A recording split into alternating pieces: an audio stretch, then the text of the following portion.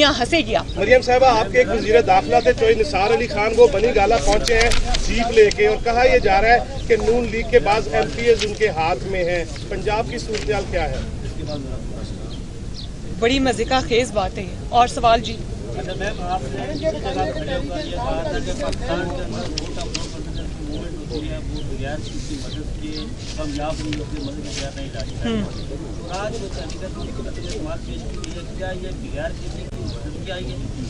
بغیر کسی کی مدد کے کامیاب نہیں ہو سکتی، نیوٹرلٹی سے بھی کامیاب ہو سکتی ہے۔ جی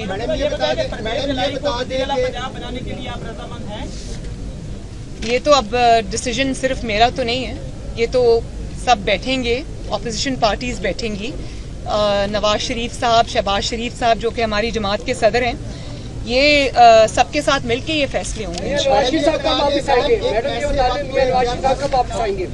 انشاءاللہ جلدی آئیں گے۔ میڈم یہ بتا دیں ایسے وقت میں آپ اپنے جماعت کی تحریک لا رہے ہیں جب حکومت اپنی اہلی کی وجہ سے سب کچھ کھو بیٹھی ہے، تو کیا وجہ سے کیا کہیں تحقیق جماعت لا کر آپ عمران خان کو شہید تو نہیں کر رہے؟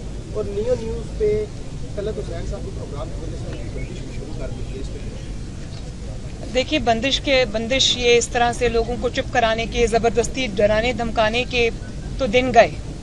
اب تو عمران خان صاحب کے حساب کتاب کا اور ان کی بندش کا وقت ہے، اب تو اس کی خیر منانی چاہیے۔ دوسرا جو آپ نے سوال کیا، دیکھیں 4 سال بہت ہوتے ہیں پرفارمنس دکھانے کے لیے، اور اگر آپ یہ سمجھتے ہیں، آپ اس دن تقریر میں عمران خان صاحب کو سن رہی تھی، وہ یہ کہہ رہے تھے کہ احمقانہ باتیں آج کل وہ کرتے ہیں، اور ایک ایک بات سے ان کا ڈیفیٹسٹ مائنڈ سیٹ جو ہے وہ جھلکتا ہے، اور ان کی جو تقاریر ہیں وہ ایک ہارے ہوئے شخص کی تقریر ہوتی ہے۔ اس میں کبھی وہ مذہب کارڈ استعمال کرتے ہیں، کبھی سازش کارڈ استعمال کرتے ہیں، کبھی وہ کرپشن کارڈ استعمال کرتے ہیں۔ تو ان کو یہ پتہ ہونا چاہیے کہ عوام نے ان کو ریڈ کارڈ دکھا دیا ہے، اب ان کے حساب دینے کا وقت ہے، اب ان کے الزام لگانے کا وقت نہیں ہے۔ اور جو بات آپ نے کی کہ دیکھیں اگر وہ یہ سمجھتے ہیں کہ ان کو شہید ہونے کا موقع مل جائے گا، تو وہ جو عوام کے نمائندے ہوتے ہیں انہوں نے عوام کی خدمت کی ہوتی ہے۔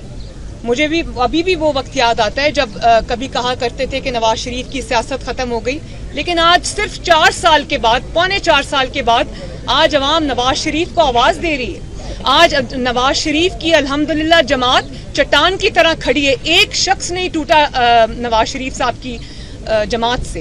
اور مجھے وہ وقت بھی یاد آتا ہے، دیکھیں نواز شریف صاحب کے ساتھ بھی زیادتیاں ہوئی ہیں، ان کو بھی اس کی بہت بڑی پولیٹیکل اور پرسنل کاسٹ دینی پڑی ہیں، لیکن کبھی انہوں نے تہذیب کا دامن، تمیز کا دامن ہاتھ سے نہیں چھوڑا۔ انہوں نے کبھی جلسوں میں کھڑے ہو کر یہ دھمکیاں نہیں دیں کہ میں بہت خطرے ناک ہو جاؤں گا۔ انہوں نے کبھی یہ نہیں کہا کہ اب میں خطرے ناک ہو جاؤں گا تو میں چھوڑوں گا نہیں۔ اور مجھے پتا ہے کہ یہ دھمکیاں وہ اپوزیشن کو نہیں دے رہے، کیونکہ اپوزیشن نے تو ان کا عتاب جو ہے، ان کا جو ظلم ہے، ان کے مظالم ہے، ان کو 4 سال برداشت کیا ہے، پھر بھی کھڑے رہے۔ یہ دھمکیاں وہ کسی اور کو سنا رہے۔ آپ سمجھتی ہیں عمران روحانی کمزور ہو گیا؟ اور دوسری بات یہ کہ کوئی ان کو یہ سمجھانے والا بھی نہیں ہے کہ گریس انڈر پریشر کیا ہوتی ہے۔ مطلب ہم بھی انہی مرحلوں سے گزر کر آئے ہیں، لیکن کبھی گالم گلوچ نہیں کی، کبھی زبان درازی نہیں کی، کبھی بازاری زبان استعمال نہیں کی، کبھی بہتان نہیں لگایا، اصول پر بات کی ہے، فیکٹس پہ بات کی ہے۔ اور آپ جب تقریر کرنے کھڑے ہوتے ہیں تو آپ مذہب کا نام لیتے ہیں، کبھی آپ نے ریاست مدینہ کا نام لیا اور آپ نے عوام کے اوپر بدترین مظالم ڈھائے، اور اب آپ کہتے ہیں کہ امر بالمعروف کا مطلب ہے کہ نیکی کا حکم دو اور نہیں عن المنکر کہ آپ برائی سے روکو۔ تو آپ نے جو اپنے جلسے کا نام رکھا ہے امر بالمعروف، تو میں آپ سے یہ پوچھنا چاہتی ہوں کہ آپ کون سی نیکی ہے، کون سی اچھائی ہے جس کا حکم دے رہے ہیں لوگوں کو؟ کیا آپ لوگوں کو یہ بتا رہے ہیں کہ آپ نے جو آٹے کی قیمتیں، چینی کی قیمتیں، ڈیزل کی قیمتیں، پیٹرول کی قیمتیں، تیل کی قیمتیں، سبزیوں کی قیمتیں، دال کی قیمتیں، دوائیوں کی قیمتیں آپ نے آسمان پر پہنچا دی ہیں، تو کیا اس اچھائی میں آپ کا ساتھ دیں؟ یا آپ کھڑے ہو کر جب جلسوں میں بدتمیزی کرتے ہیں، بد تہذیبی کرتے ہیں، اپنے مخالفین کو نام لے لے کے بلاتے ہیں؟ کبھی مولانا فضل الرحمان صاحب ایک سینئر سیاستدان ہیں، آپ ان کے مخالف بات کر سکتے ہیں، ان کے خلاف بات کر سکتے ہیں، آپ ان کے اوپر سیاسی بات کر سکتے ہیں، لیکن جس طرح آپ کھڑے ہو کر القابات سے نوازتے ہیں تو آپ کو وہ حدیث نہیں پتا؟ ایک حدیث یہ بھی ہے या कन्वीनियंटली आपने वो चीज़ याद मजहब के लिबादे में अपनी बदतमीजी। हामिद टाइल हाउस ज़ीरे सरपरस्ती अलमशहूर ठेकेदार हाजी नूर मोहम्मद। हर किस्म की टाइल मुल्तान रेट पर दस्तयाब हैं। बिलमुकाबिल Mukhtiar medical store, Duniyapur road, बस्ती मुलुक। पिरो राइटर हाजी नियाज मोहम्मद जुबैर। Phone number 030709711107 0302532657 030362072115। तमीज़ी को उड़ाना है तो वो भी एक हदीस है कि नाम लोगों के नाम रखने से और उनको अलकाबात से नवाजने से मना किया है, तो वो आप कन्वीनियंटली भूल जाते हैं। बिलावल को आप कहते हैं कि उसकी उर्दू अच्छी नहीं, उसकी आप नकलें उतारते हैं, मस्खरे लगते हैं आप जब ये काम करते हैं। तो क्या लामहाला आपके दिमाग में ये बात नहीं आती कि जो शख्स ये भी सल्लल्लाहु अलैहि वसल्लम नहीं कह सकता, जो शख्स रूहानियत को रूहानियत कहता है, जो शख्स खातमुन नबीन अपने हल्फ में नहीं कह सकता, उसको क्या ये हक हासिल है कि वो दूसरों पे तनकीद करे? बल्कि जो आपने कल्चर बदतमीजी का, बदतहजीबी का पाकिस्तान के अंदर इंट्रोड्यूस कर दिया है, मैं बतौर माँ अपनी पाकिस्तान की माँओं से ये गुजारिश करती हूँ कि आजकल जब एक ज़हनी तवाज़न ख़राब शख्स अगर टीवी पर आकर बदतमीजी करता है और बदतमीजी की तरगीब देता है, तो अपने बच्चों को काइंडली वहाँ से उठा दिया करें कि हम नहीं चाहते कि हमारे बच्चों के अंदर ये कल्चर जो है वो सरायत करे। मैम ये बताइए कि तहरीक इंसाफ का मीडिया सेल जो रियासती इदारों के खिलाफ आज प्रोपेगेंडा कर रहा है, देखिए मैंने पहले भी इस बात का जवाब दे दिया, मैं एक दफ़ा फिर से जवाब दे देती हूँ कि अगर न्यूट्रल का मतलब ये है कि आपकी अब मदद को कोई नहीं आ रहा और न्यूट्रल का आप ये मतलब निकाल रहे हैं कि वो सब आपको आके बचाएं, तो देखिए न्यूट्रल होने का मतलब इसी की जिद्दोजहद हमने भी की है। और हर आइन पसंद शहरी, आइन एक पाकिस्तान का आइन है, उसकी पासदारी ज़रूरी है और अगर उसकी पासदारी करना कोई कर रहा है तो ये अच्छी बात है, इसको तो वेलकम करना चाहिए, इसी के लिए तो हमने स्ट्रगल की है। तो मैं आपको पहले बता चुकी हूँ कि ये जो गालम गलोच आजकल आप सोशल मीडिया पे भी देख रहे हैं, तहजीब के दायरे में रह के बात करें, गालम गलोच नहीं। हम क्या कुछ नहीं बर्दाश्त करके आए। कभी नवाज शरीफ साहब को आपने देखा है कि स्टेज पे चढ़ के वो किसी को माइक पकड़ के धमकियां दे कि मैं छोड़ूंगा नहीं, मैं खतरनाक हो गया हूं, तो और मैं जब आऊंगा तो मैं और ज्यादा मैं अंदर। भाई तुम कौन सा ऐसा काम है जो तुम नहीं कर सके? कर चुके हो तुम ये सब काम, इसी वजह से तुम्हारा आज ये हाल हुआ है, ये मत भूलो। तो गालिम गलोच से नहीं, तहजीब से, तमीज से बात करो, बाजारी जुबान इस्तेमाल मत करो। मैडम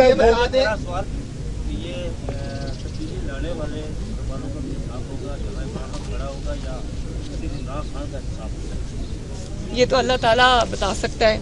देखें मैंने आपको पहले बताया कि जो 3 साल में 4 साल में हो गया है, इसको कहते हैं इबरत का निशान। और जो वक्त ने, जो कुदरत ने, जो मैं यही कहूँगी कि इतने आपके चेहरे पे ऐसे ऐसे थप्पड़ पड़े कि आप बात करने के काबिल नहीं रहे। मरियम साहब, आप समझती हैं कि मुअक्कल कमजोर पड़ चुके हैं और रूहानी साया भी खत्म हो गया है? हमें ऑपोजिशन का इस वक्त इत्तेहाद नजर आ रहा है, ये शॉर्ट टर्म है या लॉन्ग टर्म चलेगा? और दूसरा ये बताएं कि ये तहरीक तक अक्सर होता है कि फिर दाएं बाएं भी हो जाते हैं मामला, तो इस बार जो है ऑपोजिशन का इत्तेहाद कहाँ? पहले वो बता। देखिए नवाज शरीफ साहब ने, मैं एक पीडीएम की मीटिंग में मौजूद थी जब उन्होंने ये कहा कि पोलराइजेशन सोसाइटी में बहुत, पॉलिटिकल पोलराइजेशन बहुत बढ़ गई है और हमें सब जमातों को साथ लेकर चलना है और हमें सबको सियासी धारे में, कौमी धारे में लाना है। तो मैं ये समझती हूँ कि इमरान खान ने जो पोलराइजेशन को उन्होंने फ़रोग़ दिया है, हमें उसका सद्देबाब करना है।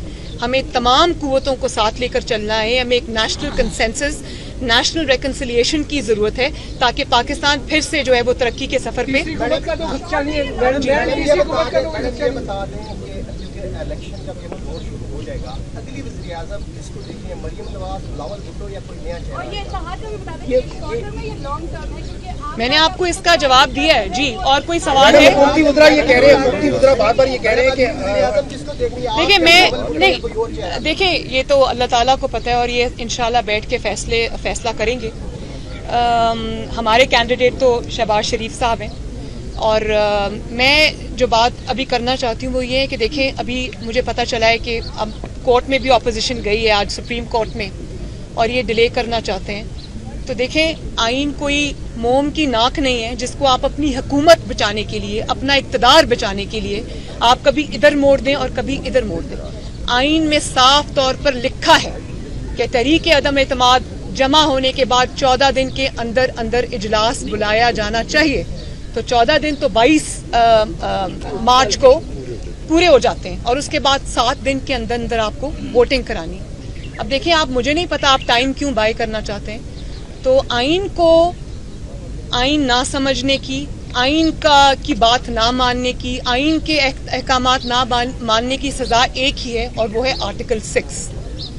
تو میں عدالتوں کی طرف بھی دیکھ رہی ہوں کہ اس شخص کو آئین کا حلیہ بگاڑنے سے, اپنی حکومت کو بچانے کی خاطر اس سے روکا جائے اور یہ ایک پریسیڈنٹ نہ سیٹ کیا جائے جو کہ پاکستان کے لیے اچھا نہیں ہے. میڈم تیسری حکومت کے آنے کے امکان تو نہیں. اور دوسری بات یہ کہ میں اسلام آباد کی انتظامیہ کو بھی یہ کہنا چاہتی ہوں کہ ایک ایسا شخص جو کہ اب ہار چکا ہے اور پاکستانی عوام کے نشانے پر ہے, ایسے شخص کے احکامات بجا نہ لائیں اور خواہ مخواہ اس سارے جو آئینی اور قانونی پروسیس میں بالکل بھی جو ہے وہ انٹرفیئر نہ کرے, ورنہ اس کے کانسیکوینسز ہوں گے. جادو ٹونا بے اثر ہو گیا ہے. تھینک یو جی, بہت شکریہ جی, تھینک یو بہت تھینک یو ویری مچ.